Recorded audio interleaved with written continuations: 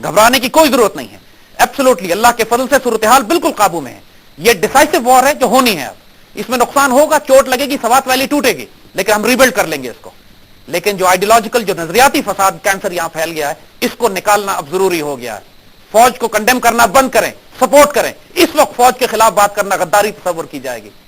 हम पूरी कुव्वत के साथ इस वक्त अपनी फौज को सपोर्ट करेंगे, उन जवानों को, उन शोहदा को जो वादी वादी फिरकर इस कैंसर को हमारे वजूद से निकाल रहे हैं।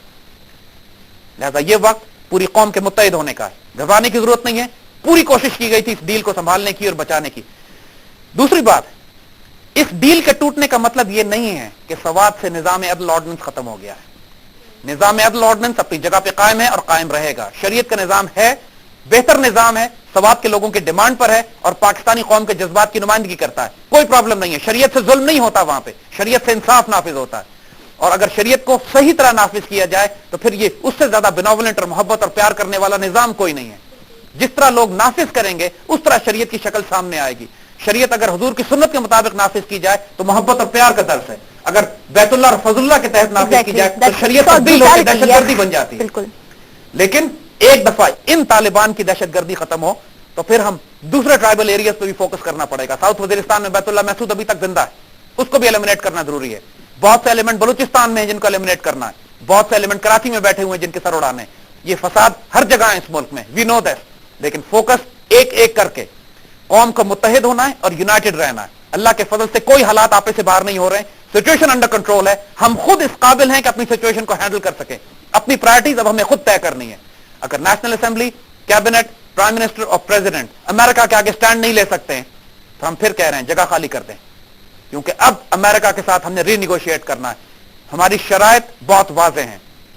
पाकिस्तान में फसाद फैलाना बंद करो और पाकिस्तान फैलाने के जो तमाम फसाद फैलाने के जो तमाम इंस्ट्रूमेंट्स और एसेट्स इन्होंने क्रिएट किए हैं, अगर उन एसेट्स को ये खत्म नहीं कर सकते तो फिर हम खत्म करेंगे। उनकी सप्लाई लाइन रोकी जाएगी और फिर अगर अमेरिका ने हमारे साथ हमारी बात नहीं सुनी फिर हम उनके साथ वो हशर करेंगे जो हमने सोवियत यूनियन के साथ अफगानिस्तान में किया था। हमारे पास भी सलाहियत है, अगर हम नहीं कर रहे हैं तो हमारी कमजोरी ना समझेंगे उसको। एनफ, हमने बहुत नुकसान उठा लिया मुल्क में, इनकी हर शराइत, हर शर्त मानकर। हुकूमत, हमारी फौज अपनी शराइत पर इनसे बात करें। अमेरिकन इकोनॉमी बुरी तरह तबाह बर्बाद हो रही है पीछे। अमेरिकन एक एक्सपेंसिव वॉर अफोर्ड ही नहीं कर सके। अमेरिका ने जो अफगानिस्तान में जो खाई है, इसके नतीजे में इनकी कमर तोड़ के रख दी गई है।